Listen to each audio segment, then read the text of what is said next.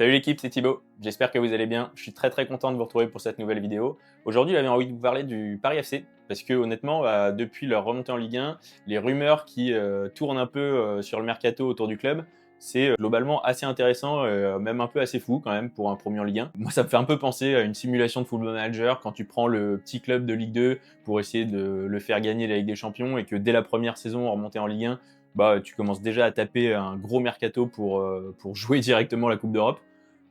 Paris FC, ça fait un peu ça, franchement. Ça me rappelle un peu le mercato de Monaco, quand ils étaient remontés en 2013, là, avec les Falcao, Moutinho, James Rodriguez, etc. Bon, alors, toute proportion gardée, hein, je suis pas du tout en train de dire qu'ils vont nous sortir des joueurs de ce calibre-là.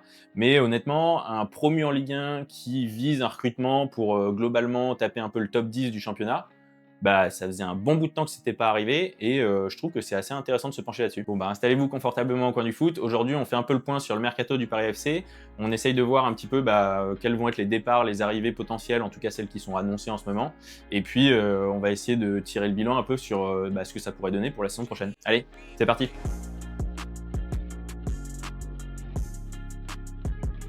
Bon alors déjà les gars, un gros merci pour votre soutien sur la dernière vidéo mercato sur l'OM. Malgré un joli pet de cerveau quand même sur Medina, vous avez été assez compétissant là-dessus.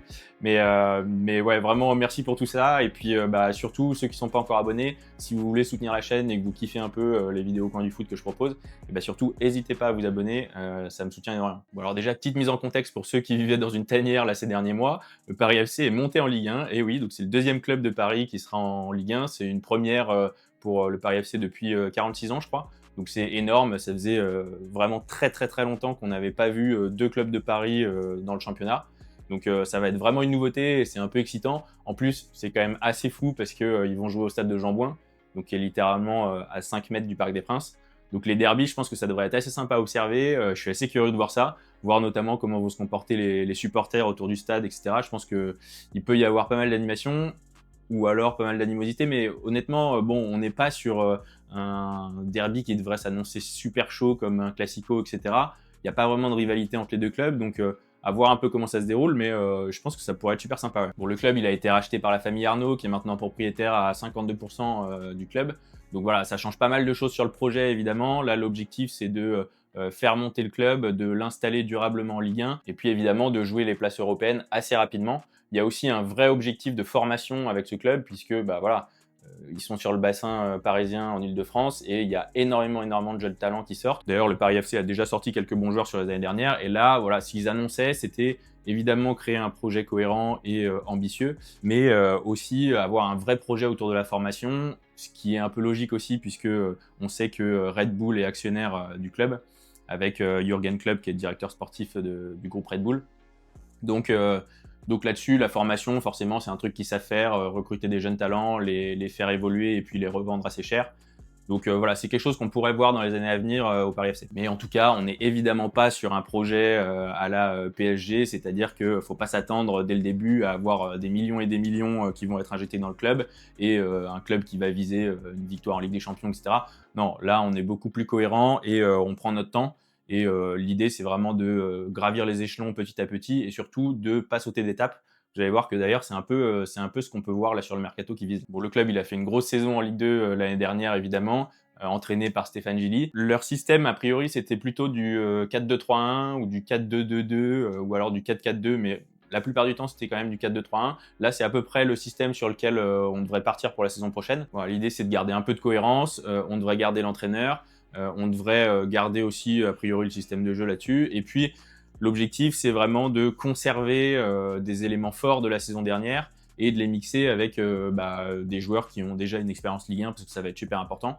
Et puis, sur les arrivées, de cibler des gros joueurs de Ligue 1, très affirmés, en tout cas en termes de nombre de matchs joués dans l'élite, pour vraiment apporter la consistance et de l'expérience à l'effectif. En termes de départ, il n'y a pas encore eu énormément d'officialisation. On sait déjà que le club compte forcément écrémer un peu l'effectif et surtout se séparer des joueurs qui sont un peu trop identifiés, ayant un niveau Ligue 2 et qui ne devraient pas rentrer dans les plans du coach, en tout cas dans les plans du club, pour vraiment performer en Ligue 1. Donc là-dessus, on a déjà des joueurs qui sont en fin de contrat qui, a priori, ne devraient pas être prolongés. Et après, l'objectif, ça va aussi être de faire partir des joueurs. Et donc là, des joueurs comme Godin, des joueurs comme Pembele, comme Lamine Gueye, comme Olila. Ça devrait être des joueurs qui devraient être priés de partir et qui devraient permettre aussi de faire un peu de place dans l'effectif pour des arrivées prochaines. Donc voilà, là on va essayer vraiment de renouveler l'effectif en profondeur, mais surtout en termes de départ, de faire partir les joueurs avant tout qui ne devraient pas avoir de place pour la Ligue 1, mais de conserver les autres qui devraient avoir un rôle à minima dans la rotation. Et donc ça là-dessus, on voit vraiment la stratégie sur les prolongations qui ont été effectuées. Rémi Rioux qui a été prolongé, donc qui va être le gardien numéro 2 a priori, hein, mais voilà, 37 ans, grosse expérience en Ligue 1, avec Lyon, avec Nantes, etc. Donc là, vraiment, conserver un gardien numéro 2 qui peut apporter tout ça dans l'effectif, c'est super intéressant. C'est la même idée avec Kolo Djedak qui a été prolongé aussi. Voilà, Kolo, c'était un titulaire là sur la saison en Ligue 2, mais a priori, sur la saison prochaine, ça devrait plutôt être un joueur qui rentrerait dans la rotation et qui apporterait toute cette expérience de la Ligue 1 qu'il a déjà.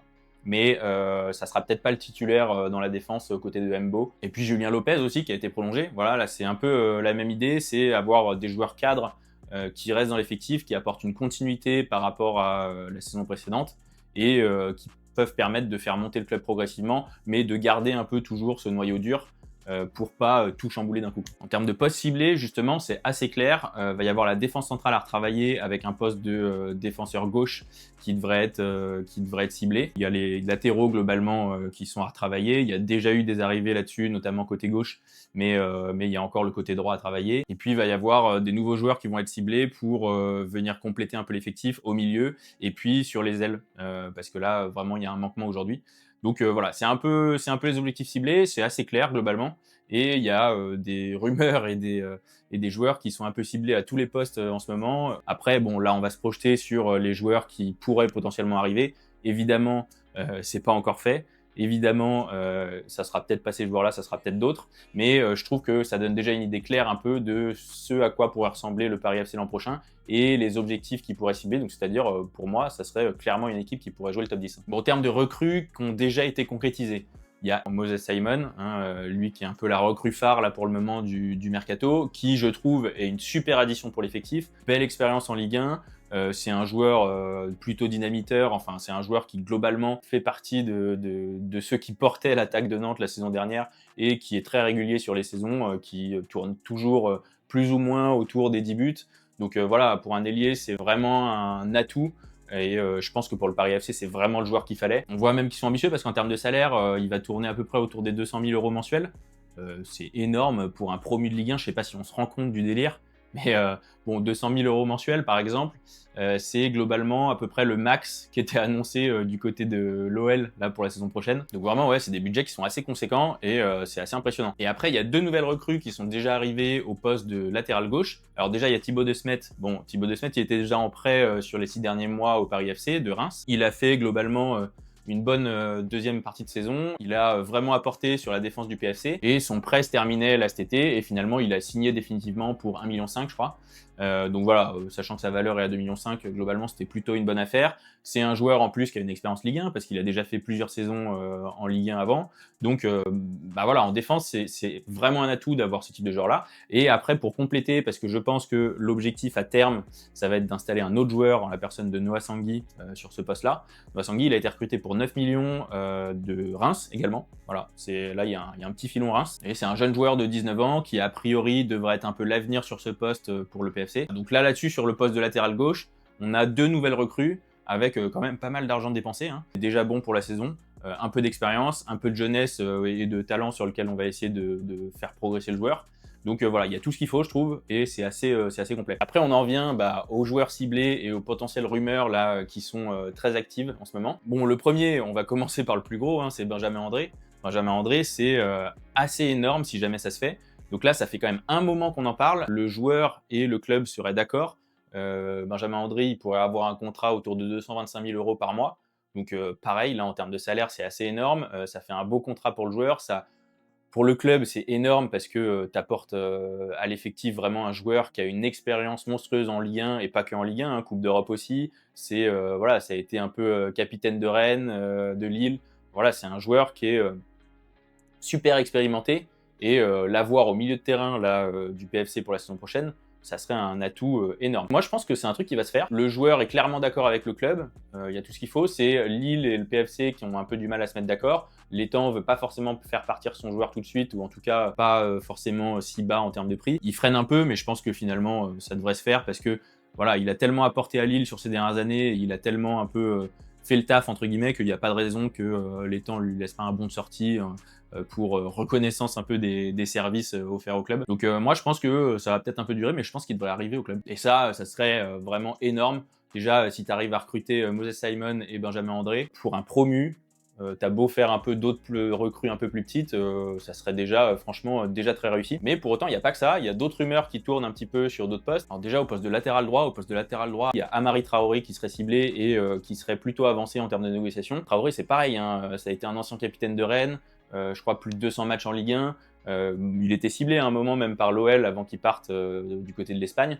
Donc ouais, ça serait une super recrue, ça apporterait encore cette fameuse expérience voilà, que le club essaye de rechercher pour son effectif pour la saison prochaine, pour pas avoir voilà, que des éléments qui ont aucune expérience du championnat. Je pense que ça serait vraiment une super recrue, il serait pas forcément si cher, donc ça fait pas monter trop le budget. En tout cas, le club pour un promu a vraiment une grosse enveloppe, je crois que ça tourne autour des 40 millions. On peut évidemment pas faire un recrutement à la Monaco comme en 2013, faut quand même un peu compter, hein, c'est normal. En défense centrale, tu vas avoir Mbo, qui devrait rester en tant que titulaire, qui a fait vraiment une bonne saison et qui a convaincu la saison dernière. Et c'est sur le poste gauche, là, dont je parlais, il faudrait recruter quelqu'un. Alors, il y avait Mbemba qui était un peu cité là dernièrement. Je pense que ça se fera pas. Par contre, il y a Otavio du FC Porto là qui a été ciblé. C'est bien avancé puisque le FC Porto et le PFC se sont mis d'accord pour le transfert, qui tournerait autour de 10 millions quand même. Ça serait un peu un investissement. Là, actuellement, ils ont déjà fait 18 millions de recrues. Bon, tu aurais encore 10 millions avec ce joueur-là. Tu serais à 28, ça commence déjà à monter. Hein. Et Otavio, bon, la difficulté, c'est que pour le moment, Otavio attend un peu de voir quelles options il peut avoir sur le marché des transferts. Parce que, forcément, pour un joueur brésilien qui évolue au Portugal, un club comme le PFC, ça parle pas du tout. Donc, c'est logique qu'il attende un peu, qu'il temporise. Autant des joueurs comme justement André, même Moses Simon, hein, quand tu évolues en France depuis un bon bout de temps, un club historique comme le PFC, même s'il est jamais monté en Ligue 1 de ton vécu, c'est quand même un club qui parle et ça signifie un peu quelque chose. Autant, forcément, pour un étranger comme Otavio, c'est un club, je pense, qu'il avait jamais entendu avant. Donc, faut un peu le temps de doser, d'étudier le projet, de voir un peu où ça va. Et voilà, c'est logique qu'il temporise. Mais en tout cas, c'est la piste la plus sérieuse actuellement. Et surtout, Porto et le PFC se sont déjà mis d'accord sur le transfert. Et après, l'autre très gros coup, surtout sur lequel le PFC est en ce moment, c'est Mathis Ablin. Donc encore Nantes. Bon, la difficulté avec Mathis Ablin, c'est d'y voir un peu plus clair parce que évidemment, Kita brouille énormément les pistes, a annoncé que le joueur vaut 50 millions. Je pense qu'il partira jamais pour ce prix-là, évidemment. Maintenant, il pourrait quand même potentiellement partir pour bien 25 millions. Donc c'est quand même un bon budget. Ça serait vraiment la recrue phare du mercato du côté du Paris FC. Ça serait limite peut-être un peu trop, donc faut voir si vraiment ça peut se faire, mais en tout cas on en parle énormément, c'est quand même une piste assez chaude et le PFC est assez bien positionné sur le dossier. Voilà, on n'a pas plus d'éléments pour le moment, mais ça fait un moment que ça dure. Bon, à voir un peu comment ça évolue, mais en tout cas c'est sûr que si Ablin arrive du côté du PFC, franchement ça serait la recrue phare du mercato. C'est un super joueur qui a un énorme potentiel, qui est super jeune, qui va avoir une belle cote sur le marché des transferts et qui potentiellement en plus peut gagner un peu en valeur sur les prochaines années. Je pense que voilà, ce serait le fer de lance un peu de ton projet. Et avec ça, clairement, ça peut t'amener assez facilement sur le top 10, pour moi, je pense. Bon, lui, il a principalement joué au poste d'avant-centre, mais il peut quand même jouer sur les côtés. Et justement, je pense qu'il y aurait peut-être une place à faire pour lui sur le côté, en tout cas sur le côté droit de l'attaque. Donc, faut voir un petit peu en fonction des autres recrues qui arrivent, et notamment au poste d'avant-centre, parce que pour le moment, on a Jean-Philippe Crasso qui fait le taf, mais est-ce que c'est suffisant pour la Ligue 1? Faut voir. Mais après, c'est sûr que si tu t'offres Ablin, tu peux peut-être moins te payer d'autres recrues au poste d'avant-centre. Donc voilà, il y aurait peut-être un jeu de positionnement à faire, mais on va voir. Mais en tout cas, ouais, en termes de line-up, si jamais un peu ces recrues se concrétisent, alors toujours pareil, hein, bon, c'est toujours pas fait et ça sera peut-être pas ces joueurs-là, mais en tout cas, ça démontre un peu les profils qui sont recherchés par le club. Donc ça démontre un peu le type d'équipe que le club pourrait avoir la saison prochaine. En termes de line-up, si tu pars sur le 4-2-3-1, franchement, tu aurais une équipe, c'est ce que je dis depuis tout à l'heure, hein, c'est globalement qui jouerait le top 10 assez facilement. En tout cas, je pense, parce qu'il y a quand même pas mal d'autres équipes en dessous qui vont lutter pour le maintien, qui n'auraient pas du tout ces moyens-là et pas du tout cette expérience-là. Donc si on regarde, au poste de gardien, a priori, c'est plutôt être Cambadio qui devrait garder la main parce qu'il a fait une belle saison en Ligue 2. Il n'y a pas trop de raison de le changer. Il cherche un petit peu voir s'il y a des opportunités de marché sur le mercato à ce poste-là. Mais moi, je pense que c'est lui qui va rester au poste de titulaire. Défense centrale, du coup, une défense centrale, Otavio, Embo, globalement, ça serait assez cohérent. Otavio, il a quand même fait une belle saison. Il a eu un peu de temps de jeu la saison dernière avec Porto et il a démontré vraiment des belles qualités. Donc, je pense qu'il n'aurait pas trop de mal à s'adapter à la Ligue 1. Les postes de latéraux, honnêtement, moi je trouve qu'il y aurait vachement d'expérience. Je pense que du côté gauche, on va sûrement commencer avec De Smet, parce qu'il y a une continuité et qu'il a une certaine expérience en Ligue 1. Mais je vois bien Noah Sangui passer titulaire dans la saison assez rapidement, ou alors en cours de saison vraiment. Je le vois bien prendre ce poste-là. Et côté droit, ça sera Amari Traoré, si jamais il signe, qui prendrait ce poste-là. Et là, c'est pareil, en termes d'expérience, voilà, ce serait super intéressant. La défense, globalement, c'est vraiment une défense qui peut tenir ses objectifs et qui n'a pas du tout à rougir de beaucoup de clubs qui jouent le maintien ou qui jouent même le milieu de tableau depuis plusieurs saisons. Au milieu de terrain, c'est là que ça devient intéressant pour moi. On aurait Maxime Lopez qui garderait son poste de milieu relayeur en titulaire sur la saison prochaine, parce que, toujours pareil, expérience Ligue 1, expérience même Serie A, voilà, c'est quand même un joueur en plus qui fait partie des titulaires un peu indiscutables de la saison dernière. Il n'a pas joué vraiment milieu offensif depuis 2 ans au Paris FC, donc il n'y a pas de raison de le monter plus haut sur la compo. Je pense que c'est à peu près ce poste-là qu'il va avoir. Et du coup, à ses côtés, il y aurait Benjamin André, qui là, voilà, tu serais sur un milieu à 2 qui apporterait vraiment en termes d'expérience et qui aurait pas du tout à rougir des autres effectifs de Ligue 1. Donc ça serait très solide. Au-dessus, forcément sur les ailes, Moses Simon qui vient d'être recruté, qui là, je pense, apporte vraiment du dynamisme, va apporter beaucoup sur les qualités de centre et les qualités de finition offensive sur ce côté-là. Je pense que ça va être super intéressant. De l'autre côté, voilà, moi l'idée, j'ai mis Mathis Ablin si jamais il est recruté. Je pense que ça pourrait être intéressant de le mettre côté droit parce que au poste d'avancante, il y a déjà Crasso qui est déjà positionné, qui a été assez cohérent la saison dernière et qui a aussi une petite expérience Ligue 1 qui pourrait faire le taf. Crasso, lui, il peut jouer quasiment qu'au poste d'avant-centre. Alors que Mathis Ablin, il est beaucoup plus polyvalent, même s'il a principalement joué au poste d'avant-centre sur ses derniers matchs. Il peut tout à fait évoluer un petit peu sur le côté, être un peu désaxé. Et donc, le mettre sur l'aile droite, ça pourrait être intéressant. Et du coup, il manquerait le poste de milieu offensif. Là, tu aurais Julien Lopez qui vient d'être prolongé, évidemment. Mais moi, je partirais sur Ilan Kebal en tant que titulaire, là, en tout cas en début de saison, parce que voilà, ça a été aussi un homme phare un peu de la fin de saison du Paris FC. Il a vraiment apporté offensivement, il a été très crédible, il a été assez bon. Donc je pense que c'est Kebal qui partirait un petit peu titulaire, en tout cas en début de saison. Et donc voilà, ça ferait une compo comme ça un petit peu remixée en termes de positionnement avec Ablin sur le côté. Mais je pense que voilà, si jamais tu arrives à avoir une line-up un peu comme ça, à signer ces joueurs-là, ou alors à signer des joueurs équivalents parce que c'est forcément un peu les profils que tu recherches, honnêtement, tu serais sur une enveloppe autour des 40 millions d'euros, donc un peu comme ce qui avait été prévu. Et franchement, c'est une équipe qui va être assez intéressante à suivre la saison prochaine et devrait jouer, moi je pense qu'il jouerait le top 10 assez facilement. Hein. Le PFC, franchement, un peu la belle histoire du petit Pousset là, de cet été.